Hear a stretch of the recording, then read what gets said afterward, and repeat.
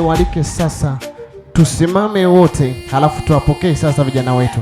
Naomba wabaki wamekaa wazazi wachawi na wenye roho mbaya. Wengine wote kama tuna upendo na vijana wetu tusimame, halafu wakati wanakuja hapa naomba tuwapokee kwa makofi mengi na vigelegele toka kwa kina mama.